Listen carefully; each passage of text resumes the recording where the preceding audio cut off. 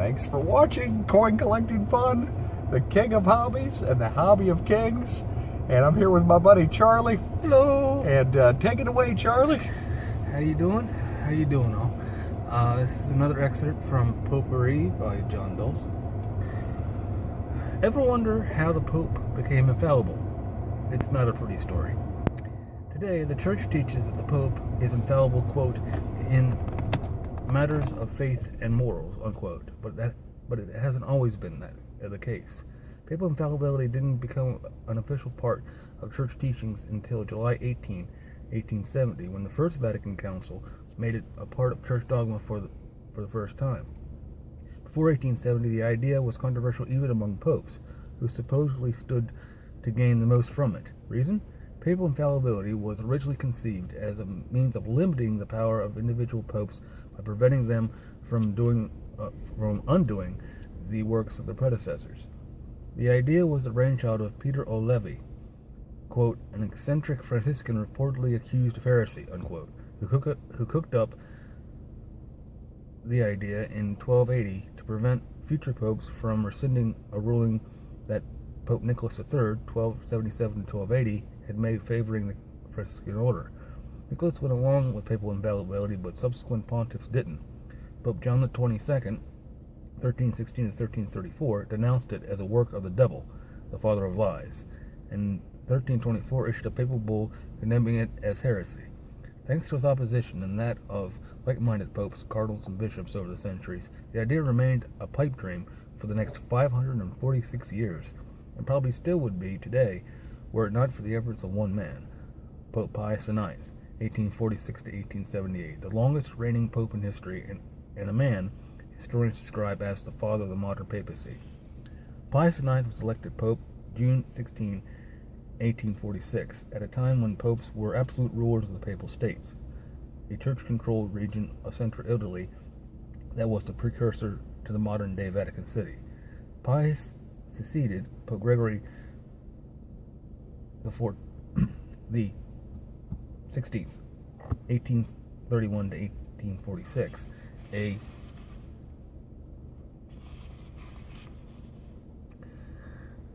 arch-conservative, repressive pontiff who was so unpopular that he depended on Austrian and papal troops to crush the anti-papal rebellions that repeatedly threatened his reign.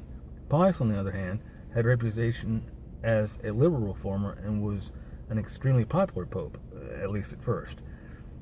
In his first 2 years as pope, he declared an amnesty for political prisoners, relaxed press censorship, and granted a constitution that shared governmental power with the elected parliament of laypeople.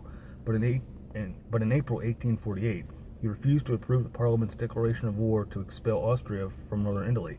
Austria's emperor Ferdinand was Catholic, and this, combined with the economic collapse of the Papal States, caused his popularity to disappear overnight. Rome exploded into open revolt, and on 15 November, the Pope's prime minister was stabbed to death by an assassin, and 9 days later, an angry mob surrounded the papal palace, forcing Pius to flee for his life, disguised as a simple priest. French troops crushed the rebellion a few months later, and Pius returned to Rome in April 1850, but he was a changed man. His liberal sympathies had given way to an anti-revolutionary paranoia. Shortly after returning to Rome, he scrapped his reforms and devoted the rest of his papacy to waging war against liberalism and centralizing church authority within the hands of the papacy.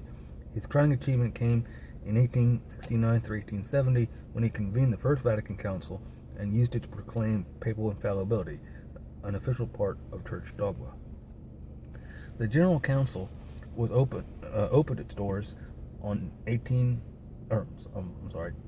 December 8th, 1869, and remained in session until July 18th, 1870. Work on the papal infallibility dogma began in the middle of May and lasted until June 18th, when a bishop read the final language of the statement before the assembled prelates and submitted it to a vote. Of the 598 bishops still in Rome, 533 voted yes, 2 voted no, and 63 abstained from voting to avoid a public show of disagreement with the Pope. Immediately after the final tally was announced, the two no votes dropped to their knees in front of the Pope and in a show of unanimity proclaimed, "Now I believe," to which Pius supposedly responded, "Good fellow."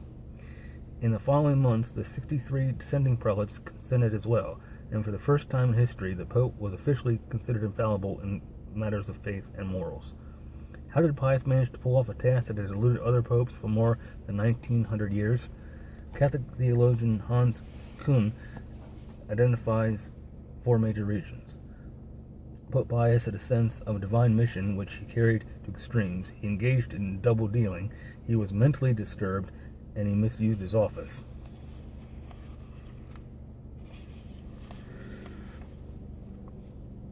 King argues that Pope Pius IX compromised the Council's freedom so severely that the infallibility doctrine it promulgated cannot be considered a valid teaching of the Church, largely because of his unorthodox views on papal infallibility.